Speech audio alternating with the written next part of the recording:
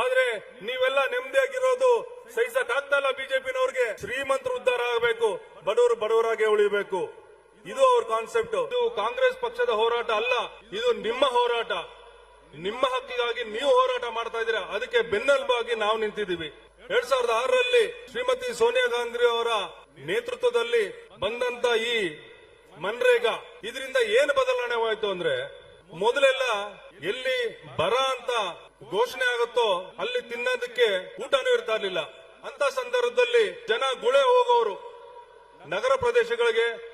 ಈ ಗುಲ್ಬರ್ಗ ಈ ಕಡೆಯಿಂದ ಬೆಂಗಳೂರು ಬರೋರು, ಕೋಲಾರ ಚಿಕ್ಕಬಳ್ಳಾಪುರ ಇವರು ಬೆಂಗಳೂರು ಅಥವಾ ಹೈದರಾಬಾದ್ ಕಡೆ ಹೋಗೋರು, ಬಾಂಬೆಗೆ ಹೋಗೋರು.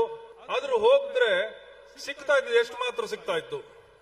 ನಾವೇ ನೋಡ್ದಂಗೆ 2004-06 ಏನು ಈ ಮನ್ರೇಗಾ ಬರೋಕ್ಕಿಂತ ಮುಂಚೆ ಬೆಳಗಿಂದ ಸಾಯಂಕಾಲ ತನಕ ಕೆಲಸ ಮಾಡಿದ್ರೆ, ಯಾವ್ದೇ ಕಟ್ಟಡದಲ್ಲಾಗ್ಲಿ ಯಾವ್ದೇ ಹೊಲಗಳಲ್ಲಾಗ್ಲಿ ಕೆಲಸ ಮಾಡಿದ್ರೆ ಒಂದು 90 ರೂಪಾಯಿಂದ 100 ರೂಪಾಯಿ ಕೂಲಿ ಸಿಗೋದು.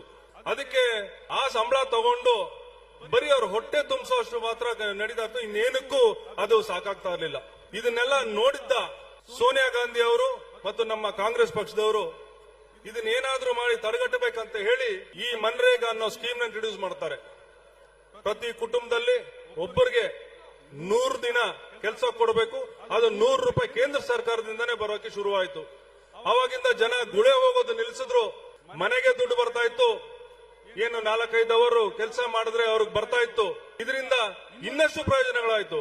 ಅದೇನಪ್ಪಾ ಅಂದ್ರೆ, ಮೊದಲು ರೈತರು ಯಾರ ಜಮೀನುಗಳಿರ್ಲಿಲ್ಲ, ಬೇರೆಯವರ ಭೂ ಮಾಲೀಕರಿಗೆ ಹೆಣ್ಣು ಮಕ್ಕಳಿಗೆ 60 ರೂಪಾಯಿ, ಗಂಡು ಮಕ್ಕಳಿಗೆ 80 ರೂಪಾಯಿ ಕೊಟ್ಟು ಬೆಳಗಿಂದ ಸಂಜೆ ತನಕ ದುಡಿಸ್ಕೊಳ್ಳೋರು. ಮನ್ರೇಗಾ ಎಫೆಕ್ಟ್ ಅಂದ್ರೆ, ಇವಾಗ ಕೂಲಿಗೆ ಯಾರಾದ್ರೂ ಕರಿಬೇಕಂದ್ರೆ 600 ರೂಪಾಯಿ ಕೊಡಬೇಕು. ಹೌದಾ ಇಲ್ವೋ?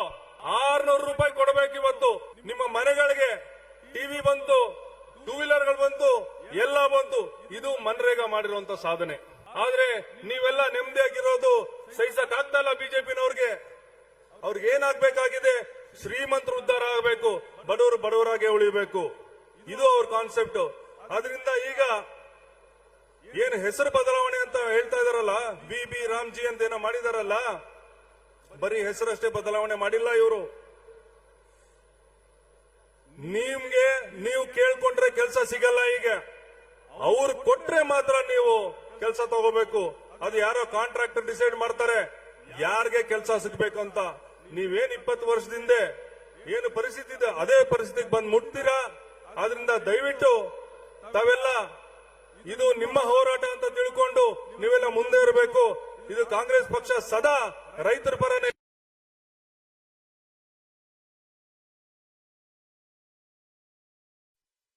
ನಿಮಗೆ ರೈತರಿಗೆ ಇದನ್ನ ಜ್ಞಾಪಕ ಇಟ್ಕೊಂಡು ತಾವೆಲ್ಲ ಯಾವಾಗ್ಲೂ ಈ ಹೋರಾಟದಲ್ಲಿ ಮುಂದೆ ಇರಬೇಕಂತ ಹೇಳಿ ಈ ಕಾರ್ಯಕ್ರಮ ಆಯೋಜಿಸುವಂತ ನಮ್ಮ ಜಿಲ್ಲಾ ಉಸ್ತುವಾರಿಗಳಾದ MC ಸುಧಾಕರ್ ಅವರಿಗೆ, ಬೈತಿ ಸುರೇಶ್ ಅವರಿಗೆ, KH ಮುನಿಯಪ್ಪನವರಿಗೆ ಮತ್ತು ಕಾಂಗ್ರೆಸ್ ಪಕ್ಷದ ಎಲ್ಲಾ ನಾಯಕರಿಗೂ ವಂದಿಸುತ್ತಾ ನನ್ನ ಮಾತನ್ನು ಮುಗಿಸಿನಿ. ಜೈ ಹಿಂದ್, ಜೈ ಕರ್ನಾಟಕ, ಜೈ ಕಾಂಗ್ರೆಸ್.